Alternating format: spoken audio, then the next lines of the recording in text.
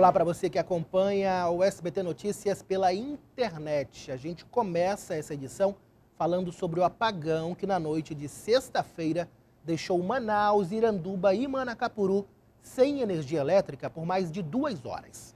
A diversão para esse grupo foi a luz de velas. Tá todo mundo aqui da expectativa, pô, nada de luz. Já teve um monte de gente que fugiu, fecharam o portão aqui, né? O blackout foi motivo de muitas críticas. Nós estamos aí tendo com o Leão aí em evidência. Ele está trazendo, segundo as autoridades, está trazendo um grande número de energia para Manaus. Né? Segundo eles, Manaus vai exportar energia para o restante do país e a gente hoje aqui no escuro. A cidade ficou no escuro por volta das 10h40 da noite. Todas as zonas da capital foram afetadas. Uma cidade que vai ser subsede da Copa do Mundo, à véspera de uma Copa do Mundo, ano que vem, está nesse estado. E isso vocês estão aqui hoje, mas eu que moro no bairro aqui, é praticamente todos os dias. O trânsito nas principais avenidas ficou complicado, porque os semáforos estavam desligados. Apenas estabelecimentos com geradores tinham energia. Por volta de meia-noite, o fornecimento começou a ser normalizado em alguns pontos da capital. Municípios da região metropolitana de Manaus também foram afetados pelo blackout. A Eletrobras Amazonas Energia informou que linhas de transmissão foram desligadas em Baubina e aqui em Manaus para proteger o sistema elétrico, o que causou apagão na capital e também em Iranduba e Manacapuru. Segundo a concessionária, o serviço foi completamente normalizado por volta de 1h da madrugada.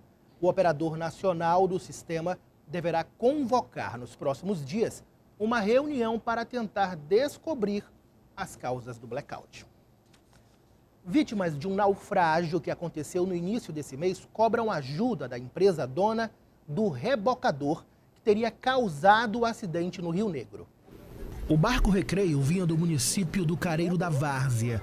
Nessas imagens, os tripulantes aparecem se divertindo. Durante a noite, o cenário era outro, o barco afundando.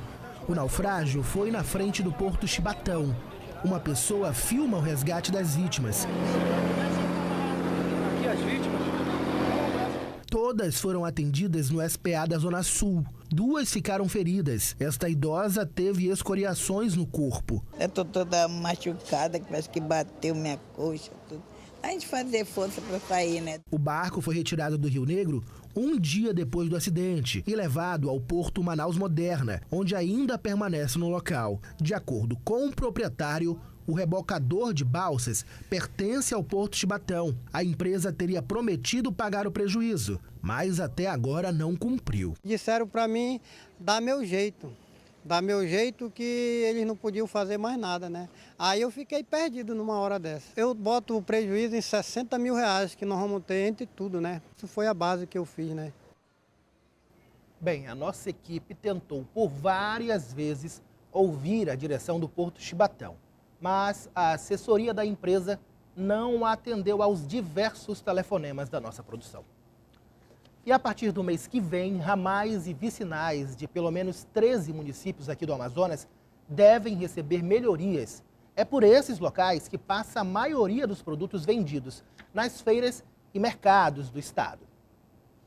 Na zona rural de Iranduba, um ramal suportou as chuvas e ainda é caminho de quem mora aqui. São 29 quilômetros de estrada. Ramais como esse aqui ligam uma comunidade a outra. Cerca de 100 famílias moram nessa região e a maioria depende da agricultura. Alguns trechos alagados, onde o tráfego é complicado, dificultam a vida dos produtores rurais como o seu Almir.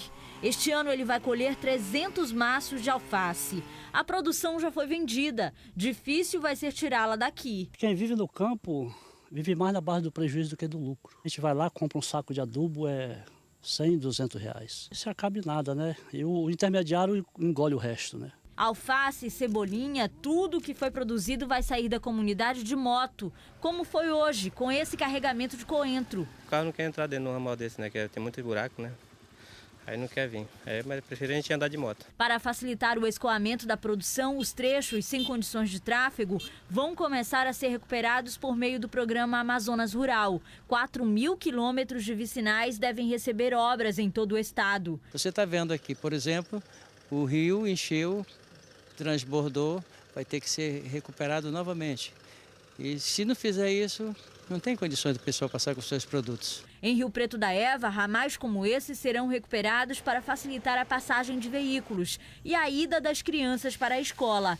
Nessas regiões, além de transporte, educação, acesso à saúde também é difícil. Os casos de malária são comuns. Que tipo de cuidado você toma? Não levar ele para a beira, não dar água, tem que botar cloro para dar água para a criança. Deu 5 horas da tarde, tem que se recolher. É.